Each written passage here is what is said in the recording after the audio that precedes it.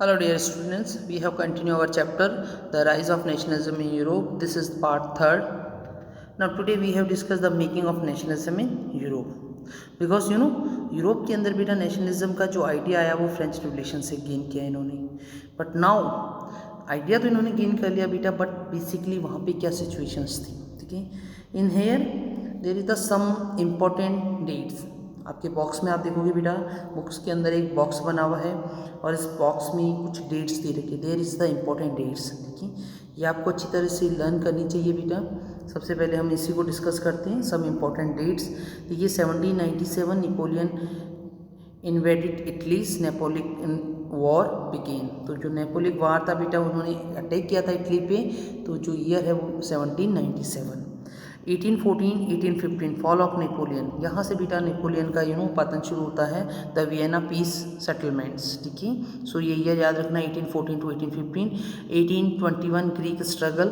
ठीक है, and 1848 revolutions in the Europe. ठीक है, जब हमने पिक्चर स्टार्ट किया था वीडियो फर्स्ट में, तो हमने यही बताया था कि 1848 में फ्योरिक्सोरियो ने एक इमेज किया था बेटा. ठीक है, and 1859 to 1870 unification of Italy और यूनिफिकेशन ऑफ जर्मनी.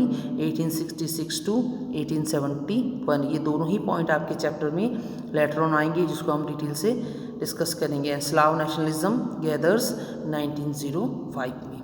ठीक है, सो ये डेट्स आपको याद रखने बेटा.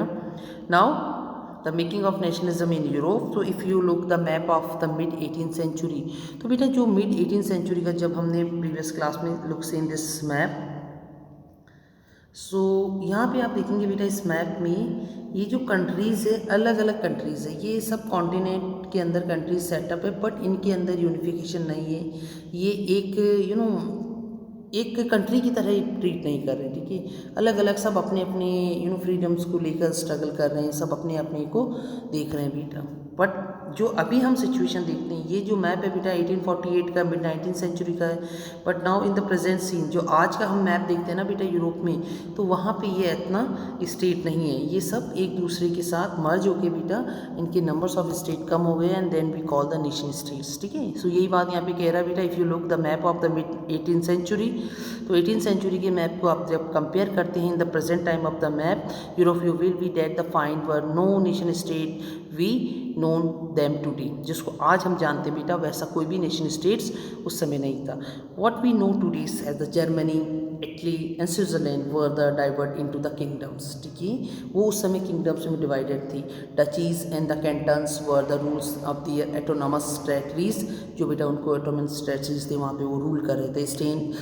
Eastern and the central Europe were the under the autocratic monarchies. Autocratic monarchies या ऑटोक्रेटिक मोनार्चीज का डेट मीन्स की निरंकुश, जहाँ पे एक तरह से आप मोनार्की सिस्टम में कह सकते हैं, जैसे वहाँ पे फ्रीडम नहीं गेन था, लोगों को कुछ भी फ्रीडम नहीं मिल रहा था.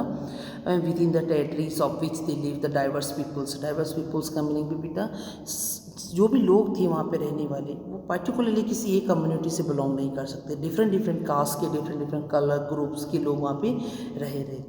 So they not the seen themselves the sharing of the collectivity identity or the common culture. ठीक है, ना तो उन लोगों के पास बेटा अपना कोई एक कॉमन कल्चर था. ठीक है, ना ही उनके पास कोई ऐसा आइडेंटिटी था जिसको लेके कलेक्टिविटी आइडेंटिटी हम शो कर सकते हैं. जैसे in the present time we look scene in India. India is also the diverse country.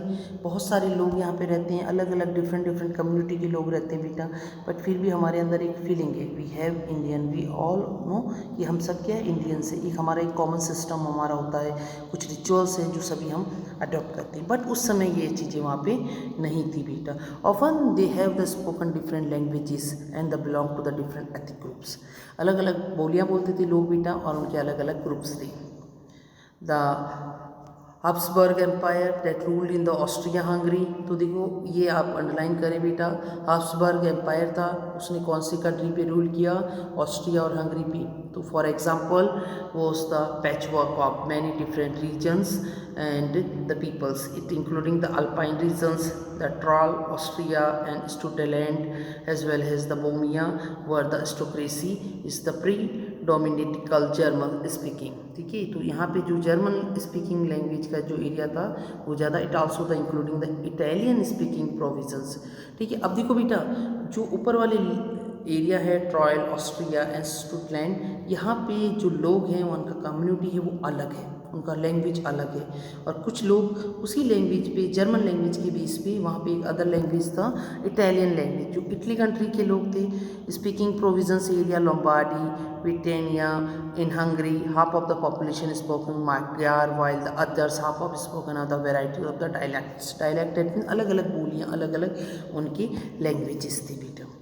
In the Calicia, the aristocracy spoke the Polish beside the three dominant group. We also the lived within the boundaries of the empire. वो अलग अलग लोग वहाँ पे रह रहे थे, उनकी अलग अलग स्पीकिंग थी। The most of the subject, the peasant, the peoples, the Bohemians in the Solvics in the north, Solvians in the Cornias, Crossed in the south, and the Romans of the east in the Transylvania, such as the different, did not easily promote the scenes of the political unity. The only tie binding these the diverse groups together was the common allegiance by the empires. So how did the nationalism and idea of the nation state emerge? Now 2.1, the aristocracy and the new middle class. Okay, the socially and the politically, the landed aristocracy was the dominant class on the continent. The number of the class were the united by the common way of the life is the cut across the regional divisions. The honored states in the countryside and also on the houses. So the spoken the French and the purpose of the diplomacy in the high society there, the families were often connected in the ties of the marriage. This the powerful aristocracies was however the numerical the small group. The majority of the population was made up the peasantry. And so, to the west the block of the land was the form the tenants and the small owners, while the eastern and the central Europe the pattern of the land holding in the characterized by the was easterns and were the cultivated by the serfs। SERF serfs का meaning होता है बेटा small farmers. तो देखो पूरा जो class था aristocracy and the middle class, वहाँ अलग अलग कम्युनिटीज़ के लोग थे। They have been lived in the different areas, सबका एक अलग ग्रुप बना हुआ था। And also in the western and the part of the central Europe, the growth of the industrial production and the trade meant the growth of the towns and the emerged the commercial classes whose the extent is the based on the population for the market। Industrialization began in the England in the second half of the 18th century। अब देखो वहाँ पे industrialisation start हुआ Europe में, England में, industrial revolution होता है बेटा, बट वो 18th सेंचुरी के सेकेंड हाफ में होता है। But in the France and the part of the Germany state the occupied only the during of the 19th century. But in दोनों कंट्री में, जर्मनी में एंड फ्रांस में बेटा, वो 19th सेंचुरी के अंदर वहाँ पे जाता है। It is the fake the new social groups came in to the being and the working class the population and the middle class made up the industrialization businessman the professions in the central and eastern Europe and this group were the smaller in the numbers till late the 19th century। So it was the among the educated liberal middle class the ideas of national unity following by the abolition of the aristocratic privilege and gain the property।